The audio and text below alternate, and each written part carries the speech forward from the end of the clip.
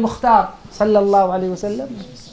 أذكر لكم مرة اتصل بي أحد الإخوة السودان، قال لي يا زول، قلت له تفضل، قال أنت شيخ عبيد؟ قلت له أيوة أنا شيخ عبيد. قال الله أكبر الله أكبر في الجوال. قلت له إيش ساير؟ والله أنا ما أعلم من نفسي إلا التقصير. قال لي أنت اللي لك مقطع تتكلم عن الصلاة على المختار في اليوتيوب؟ قلت له نعم اللهم صل وسلم عليه. قال أنت ما بتقول إن الصلاة على الرسول تكشف الهموم والغموم؟ قلت الله أكبر، هذا مو كلامي، كلام الرسول صلى الله عليه وسلم. قال والله يا زول إنك صادق. أنا جيت من السودان أشتغل في السعودية،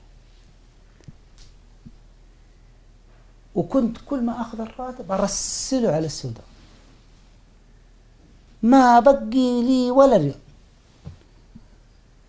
فبقيت في السعودية 8 سنوات ما رحت للسودان ولا قدرت أخرج عن الكفيل.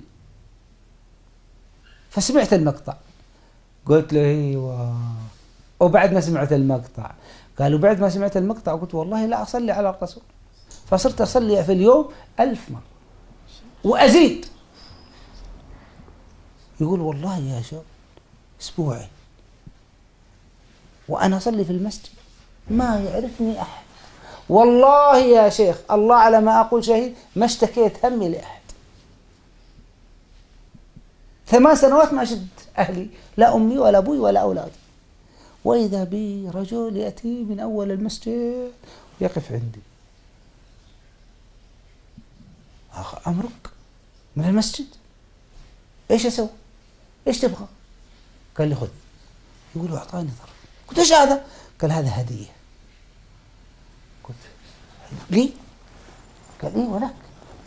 يقول أخذت الظرف ما عاد إيش فيه، ورحت البيت حصلت 8000 ريال.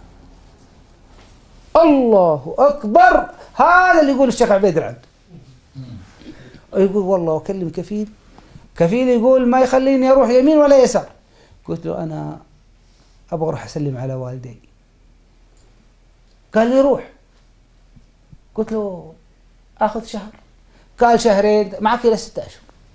ما شاء الله. يقول والله وأروح وأخذ الفلوس وأحجز التذاكر وأروح لأولادي وأهلي، أخذ معي هدايا وأرجع. قلت والله أدور على رقم هذا الشيخ وأتصل عليه وأشكره على هذا المقطع. قلت سبحان الله العظيم، فعلا يا إخوان السعادة في ذكر الله أكثر من ذكر الله، أكثر من التسبيح والتحميد والتهليل والتكبير، الباقيات الصالحات، أكثر من قراءة القرآن، دواء، علاج. يا أيها الناس قد جاءتكم موعظة من ربكم، ها من يكمل؟ وشفاء ليش؟ لما في الصدور وهدى وموعظة. قل بفضل الله وبرحمته فبذلك فليفرحوا هو خير مما يجمعون. فالذكر يا أحباب مهم خطير. كل ما كنت غافل كل ما كنت أنكى وأتعس. ومن يعش عن ذكر الرحمن نقيض له شيطانا فهو له قرين.